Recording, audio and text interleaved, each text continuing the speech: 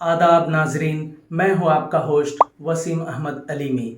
इस वीडियो में मैं बात करूंगा उर्दू के 10 मिथ्स के बारे में जो लोगों के ज़हन दिमाग में गलत तसव्वुरात और तवहुमात बैठे हैं उर्दू के ताल्लुक से। उन 10 मिथ्स को मैं तोड़ूंगा और लास्ट वाला तो सबसे ज़्यादा इंटरेस्टिंग और दिलचस्प है, तो बने रहिए इस वीडियो में आखिर तक।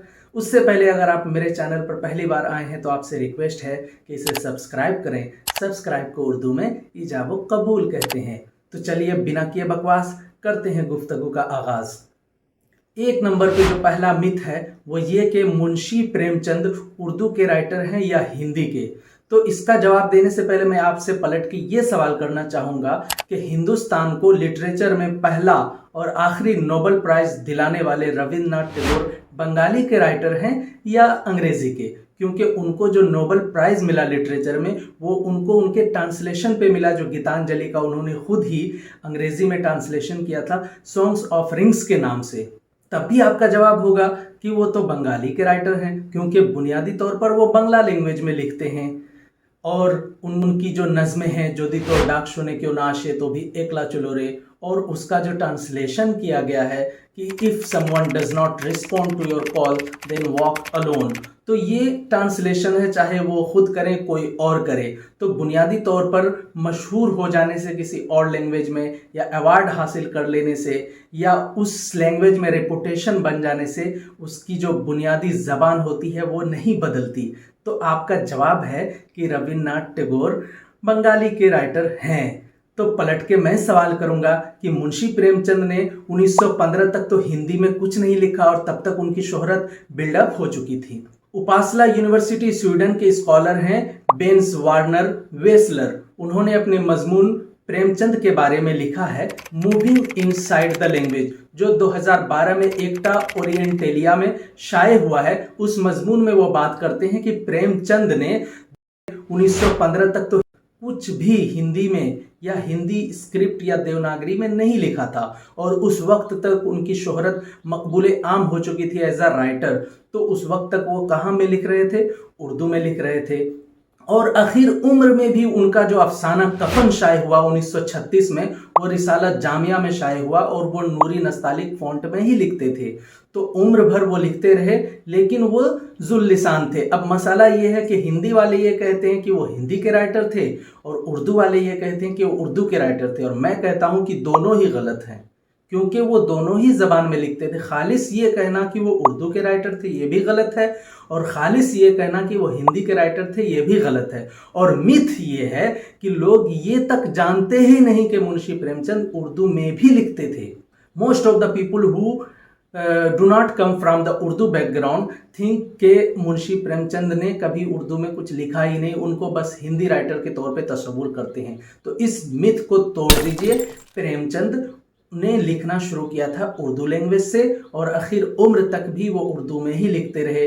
मैदान अमल, गोदान, पैगाम हस्ती, चौगान हस्ती वगैरह उनके जो नावल हैं और जो कहानियाँ हैं वो सारे के सारे सबसे पहले उन्होंने उर्दू में लिखा और फिर वो उसको हिंदी में ट्रांसलेट करते थे और कभी डायरेक्ट हिंदी में भी लिखते थे। तो एक मिथ आपका तोड़ा जा चुका है। अब आइए बात करते हैं बॉलीवुड के मशहूर नगमा निगार लिरिसिस्ट गुलजार के बारे में। नाम गुम जाएगा, चेहरा ये बदल जाएगा, तेरी आवाज़ ही पहचान है, गर याद रहे, और ये कि तुझसे नाराज़ नहीं ज़िंदगी, हैरान हूँ मैं। तो इस तरह के नगमा लिखने वाले गुलजार के बारे में लोगों का मिथ ये है, चूँकि उनका तखल्लुस है तो ये समझते हैं कि गुलजार मुसलमान हैं। उनके मज़हब से कोई मसला नहीं है, बिल्कुल वो किसी भी मज़हब के मानने वाले हों, लेकिन जो मिथ है और जो रियलिटी है उन दोनों में फ़र्क करना ज़रूरी है। तो मैं आपको बता दूं कि भले ही उनका तखल्लुस गुलजार है, लेकिन उनका पूरा नाम है संपूर्ण सिंह कलरा गुलजार और वो मुस्लिम नहीं है, और अगर होते भी तो हमें कोई मसला नहीं है। लेकिन जो आपके ज़हनो दिमाग में मिथ है कि वो गुलजार नाम है इसलिए वो मुसलमान है, इस मिथ को आप तोड़ दीजिए। वो किसी भी मज़हब के हैं, बहुत बेहतरीन लिखते हैं।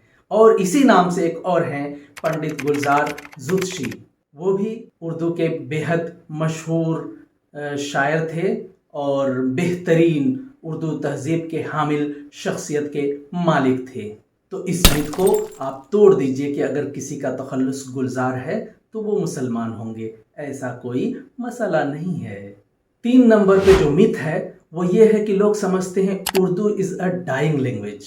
ये ज़बान तो अब मर रही है, मर चुकी है, एक्सटिंक्ट होने के करीब है, बिल्कुल एकदम अपनी बका की आखिरी जंग लड़ रही है। लेकिन for your kind information, around the world इस ज़बान के 100 मिलियन स्पीकर्स हैं और रिच लिटरेचर है, रिच लैंग्वेज है, और इसमें इतना कुछ लिटरेचर और अदब लिखा जा रहा है और लिसानियात और ज़बानों की सतह पे भी बेहद काम हो रहा है। अगर आपको ये मिथ है कि Urdu is a dying language, तो जस्ट आप एक बार गूगल करके देखिए, आपको पता चलेगा कि इसमें कितना कुछ लैंग्वेज और लिटरेचर लिखा जा रहा है। तो इस मिथ को भी आप तोड़ दीजिए और छोड़ दीजिए। 4 नंबर पे एक मिथ है कि Urdu is a Pakistani language.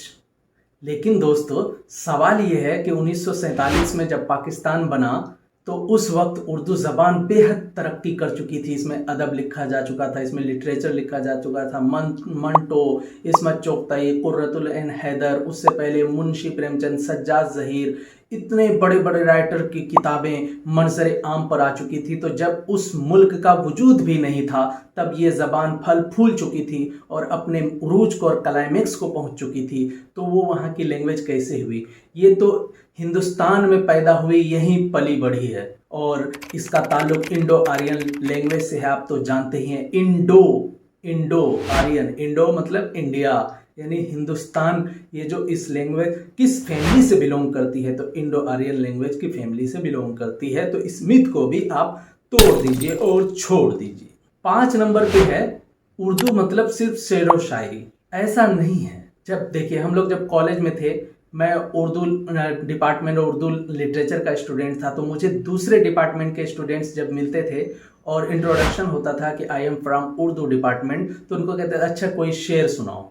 यानी उर्दू मतलब शेर व शायरी। ये अगर उर्दू लिटरेचर से ताल्लुक़ रखता है, उर्दू बोल रहा है नफीस और ज़बरदस्त किस्म की, तो ये शेर व शायरी ही सुनाएगा। लेकिन ये मिथ है, उर्दू का मतलब सिर्फ शेर व शायरी नहीं है। फोर्ट विलियम कॉलेज हो, दिल्ली कॉलेज हो, और इस तरह की जो दीगर अदबी अहम तहरीकात और रुझानात है, प्रोग्रेसिव राइटर्स मूवमेंट 1936, इन सारे मूवमेंट्स में जो बड़ी बड़ी किताबें और बड़े बड़े लिटरेचर लिखे गए वो सब प्रोज में लिखे गए। तो उर्दू का मतलब सिर्फ शेर व शायरी नहीं है। और आज भी खालिद जावेद, सैयद मोहम्मद अशरफ, सल्लाम बिन रज़ाक, और अभी गुजर गए शमोइल अहमद, मुशर्रफ आलम ज़ौक़ी, और जो अभी मौजूद हैं तारिक छत्तारवी, ये सब के सब फिक्शन लिखते हैं, प्रोज लिखते हैं और ये बड़े राइटर्स हैं। रहमान अब्बास, ये भी फिक्शन लिखते हैं, उर्दू के बड़े राइटर्स में शुमार किए जाते हैं। तो ये तसव्वुर करना कि उर्दू मतलब सिर्फ शेर व शायरी, गज़ल और ये वो फलान ढिकान, ये एक मिथ है। इसे आप तोड़ दीजिए और छोड़ दीजिए। 6 नंबर पे मिथ है कि उर्दू मुसलमानों की भाषा है। दोस्तों, भाषा का कोई मजहब नहीं होता। Language has no religion, language has no association with any religion. जैसे मैं कहूँ कि बंगाल के मुसलमान हैं, उनकी भाषा बंगाली है, कर्नाटका के मुसलमान हैं, उनकी भाषा कन्नड़ है, और जो उसी तरह केरल वगैरह के मुसलमान हैं, उनकी भाषा वहाँ की रीजनल लैंग्वेज है। तो किसी भी लैंग्वेज का कोई मजहब नहीं होता। और इस ज़बान में तो इतने बड़े बड़े उदबा व शोरा नॉन मुस्लिम पैदा हुए हैं कि उन्होंने जो कारनामे अंजाम दिए हैं उनके मुकाबले तक भी पहुंचना किसी आम मुसलमान की बस की बात नहीं है।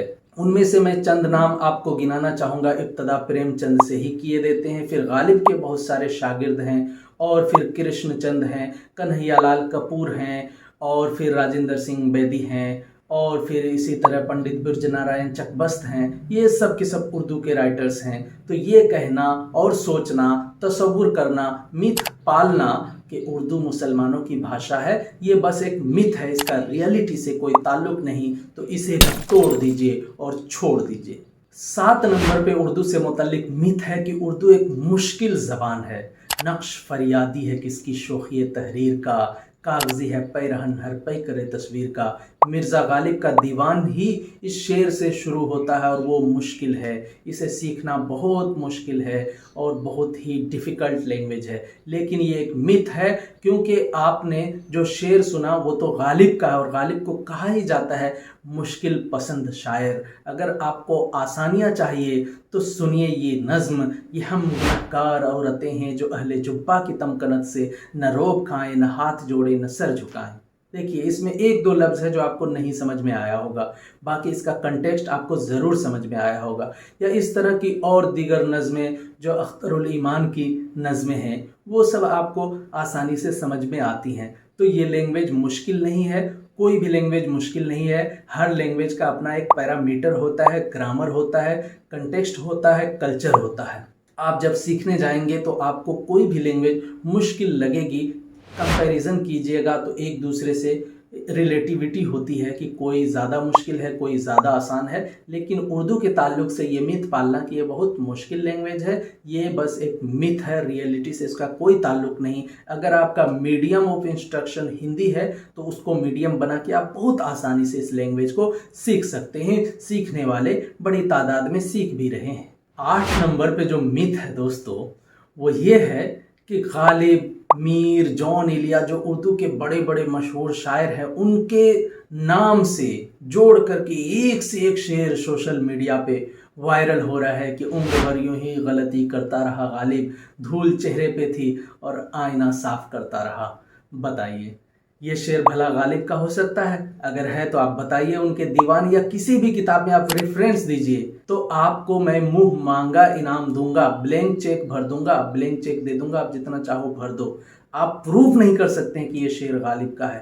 اور اسی طرح نہ جانے کتنے اشعار سوشل میڈیا پہ بھرے پڑے ہیں غالب، اقبال، میر اور جون ایلیا کے نام سے، ان کا ریئلٹی سے کوئی تعلق نہیں، یہ سب کے سب متھ ہیں۔ ان کو توڑ دیجئے اور چھوڑ دیجئے، اور اگر ان اچھے اور بڑے لنگوسٹک کے دھرندر، پوئٹری کے دھرندر اور لٹریچر کے شہسواروں کو آپ کو پڑھنا ہے تو ریئل کنٹیکسٹ میں جا کر کے بیسٹ ریفرنس بک اٹھائیے اور original reference book primary source میں جا کے پڑھیے، تو آپ کو کیا ہی مزہ آئے گا، میں کیا بتا سکتا ہوں، آپ خود فیل کریں گے اور محسوس کریں گے۔ 9 نمبر پہ میتھ ہے کہ اردو جو ہے اس کا لنگوسٹک میننگ ہے آرمی یعنی لشکر، اور یہ فوجوں کے کیمپ میں پیدا ہوئی ہے یہ بھاشا، لیکن یہ بھی ایک متھ ہے، اس کا ریئلٹی سے کوئی تعلق نہیں۔ اس زبان کو تو بہت زمانے تک ریختہ کے نام سے پکارا گیا، اور اس سے بھی پہلے ہندی اور ہندوی کے نام سے پکارا گیا۔ امیر خسرو نے اپنے دیوان میں اور دیگر کتابوں میں اس زبان کو ہندی اور ہندوی ہی کا نام دیا ہے، اور غالب کا 2-3 شعر ہے جو اس زبان کو ریختہ کہہ کے پکارتا ہے۔ ریختے کے تم ہی استاد نہیں ہو غالب، کہتے ہیں اگلے زمانے میں کوئی میر بھی تھا، اور طرز بے دل میں ریختہ کہنا اسد اللہ خاں قیامت ہے۔ تو اس زبان کا بہت زمانے تک نام رہا ریختہ اور ہندی ہندوی، اور بعد میں جا کر کے اس کو اردو معلیٰ، ایک محل تھا شاہجہاں پور میں، اس کے نام سے جہاں بیگمات اپنی باتیں کرتی تھیں وہاں سے اس کو یہ نام دیا گیا ہے۔ تو یہ تصور کرنا، یہ متھ پالنا کہ یہ آرمی اور فوجوں کے کیمپ میں پیدا ہوئی اس لیے بہت ظلم و جبر سے پلی بڑھی ہوگی، یہ ایک متھ ہے، اس کا ریئلٹی سے کوئی تعلق نہیں، اور اس کا جو لنگوسٹک میننگ آپ نکالتے ہیں لشکر وشکر، اس کا بھی حقیقت سے کوئی تعلق نہیں ہے۔ اور جیسا کہ میں نے ویڈیو کے شروع میں دعویٰ کیا تھا کہ میں اس ویڈیو میں 10 متھس کے بارے میں بات کروں گا جو اردو سے تعلق رکھتے ہیں، اور لاسٹ والا سب سے انٹرسٹنگ ہے، تو اب باری آ گئی ہے کہ لاسٹ والا متھ ہے 10 نمبر پہ جو متھ ہے وہ یہ ہے، یہ متھ پالنا کہ اردو ایک چھوٹی سی زبان ہے اور اس کا دائرہ بہت ہی محدود ہے۔ یہ ایک متھ ہے دوستو، آپ اگر حقیقت سے تعلق رکھنا چاہتے ہیں، اس متھ کو توڑنا چاہتے ہیں، تو آپ کو اس کے بارے میں تھوڑا سا اسٹڈی کرنے کی ضرورت ہے کہ اس کے فالوورز کتنے ہیں، بولنے والے کتنے ہیں، اس میں کتنا لٹریچر لکھا گیا، اس کے بڑے بڑے ادبا و شعراء کون کون سے ہیں، اور آج کے ڈیٹ میں جو لٹریچر اس میں لکھا جا رہا ہے وہ دیگر रीजनल लैंग्वेजेस के कंपैरिजन में कितने बड़े पैमाने पर, कितने ऊंचे मकाम पर बैठे हुए लोग हैं जो इस लैंग्वेज में लिख रहे हैं और वर्ल्ड लेवल पे आंख मिला करके बात कर रहे हैं इस लैंग्वेज में। तो ये तसव्वुर करना कि एक छोटी सी ज़बान है जिसका जो दायरा है बहुत ही महदूद है, ये एक मिथ है, इसका रियलिटी से कोई ताल्लुक नहीं है। इसी नुक्ते पर आज की मेरी गुफ्तगू तमाम हुई। फिर मिलेंगे अगर खुदा लाया।